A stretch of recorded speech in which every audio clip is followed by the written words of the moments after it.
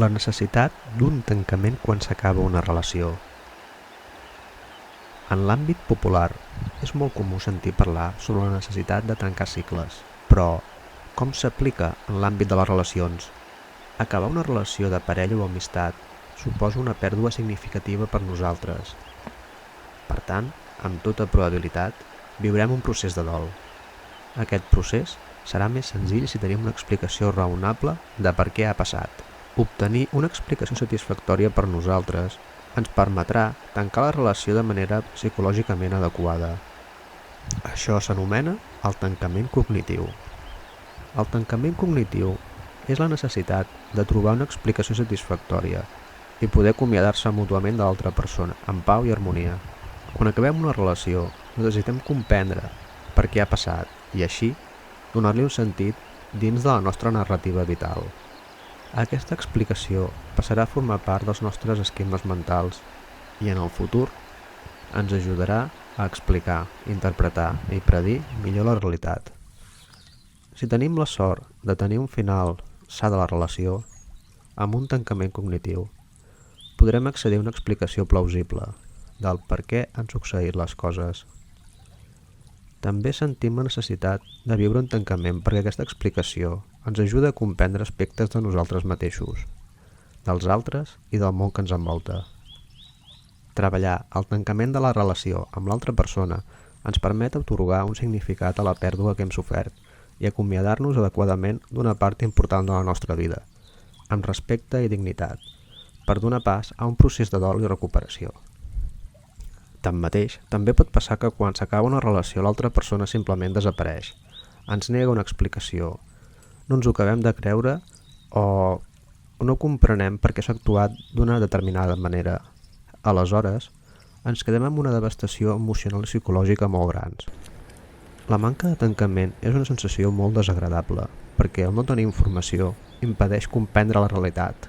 Al capdavall, necessitem interpretar les experiències viscudes per donar-los un significat dins els nostres valors personals i utilitzar-les per poder comprendre la realitat.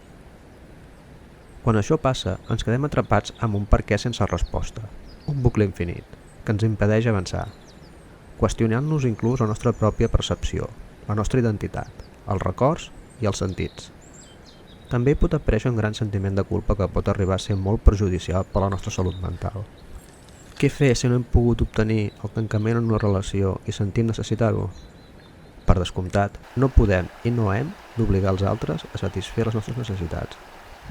Quan l'altra persona no coopera i es distància de nosaltres, sense explicació, aleshores no se'n pot esperar res, ja que qui hauria d'oferir un tancament no ho farà.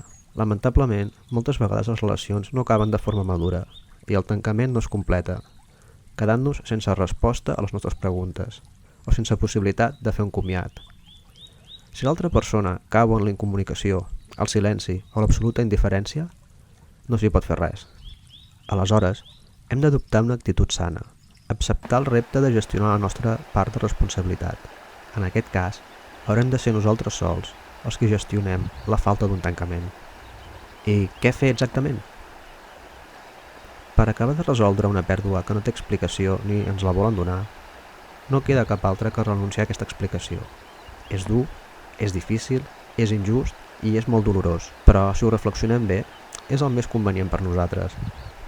A través d'un dol que serà molt més dolorós de l'habitual, després d'haver patit emocions molt dures de tristesa, culpa, ira, rancor o fins i tot depressió, al final el nostre camí ens portarà a arribar a la meta, que és l'acceptació i el perdó. I per acabar d'acceptar el que ha passat, ens hem de deixar anar de totes les cadenes que ens retenen, incloent-hi la busca de respostes, és a dir, la necessitat d'explicacions. Deixar anar la necessitat d'explicacions ens farà lliures. Direu, és possible superar que la persona que estimaves et deixi d'un dia per l'altre sense motius? Doncs sí, tu ho pots fer.